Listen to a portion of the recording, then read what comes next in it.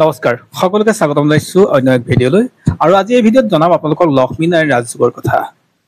বিজয়া দশমীৰ দিনা অৰ্থাৎ এই বছৰ দুৰ্গা পূজাৰ বিজয়া দশমীৰ দিনাই গঠন হ'ব লক্ষ্মীনাৰায়ণ ৰাজযোগ আৰু এই লক্ষ্মীনাৰায়ণ ৰাজযোগৰ ফলত বহুত মানুহৰ আৰ্থিক স্থিতি ভাল হ'ব।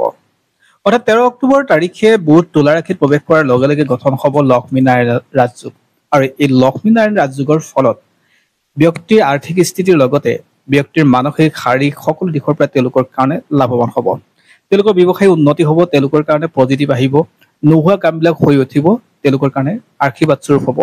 মা লক্ষ্মী তেওঁলোকৰ কাৰণে আশীৰ্বাদ হৈ আহিব। গতিকে এনে কিছু ৰাশি আছে যি ৰাশিৰ জৰিয়তে সেই সময়ত তেওঁলোকৰ আৰ্থিক স্থিতি যথেষ্ট ভাল হ'ব, অৰ্থাৎ তেওঁলোকৰ কাৰণে পজিটিভ আহিব। আৰু তাৰ ভিতৰত তিনিটা এনে ৰাশি পোৱা গৈছে যিকেইটা ৰাশিৰ জীৱনত তেওঁলোকৰ ভাগ্যৰ চকৰি ঘূৰিব। আৰু ভাগ্য চকৰি ঘূৰাৰ প্ৰথমটো যদি ৰাশিৰ কথা কওঁ সেয়া হ'ল বৃষ ৰাশি।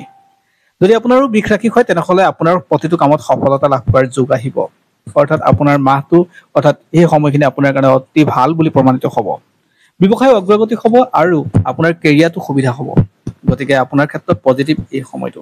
আৰু সাধাৰণতে এইখিনি সময়ত আপোনাৰ প্ৰেমৰ ক্ষেত্ৰত অৰ্থাৎ জীৱনৰ যি প্ৰেম বিবাহ এইবিলাকৰ ক্ষেত্ৰতো আপোনাৰ পজিটিভ আহিব। দ্বিতীয়তে যিটো ৰাশিৰ কথা ক'ব বিচাৰিছো সেয়া হ'ল সিংহ ৰাশি।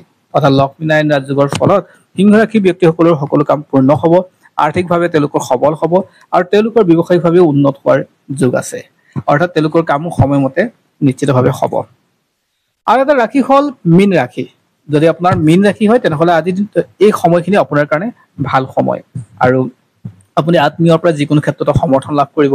আপোনাৰ কামবিলাক পূৰ্ব পৰিকল্পনা অনুসৰি ধুনীয়াকৈ হ'ব আৰু আৰ্থিকভাৱে আপোনাৰ সবল হ'ব আৰু পাবলগীয়া পইচা যি আছে সেয়া ঘূৰাই পাব আৰু যি ব্যৱসায় কৰি আছে বা যি আৰ্থিক স্থিতি আছে সেই আৰ্থিক স্থিতি আগতকৈও আপোনাৰ উন্নত হোৱাৰ যোগ আছে।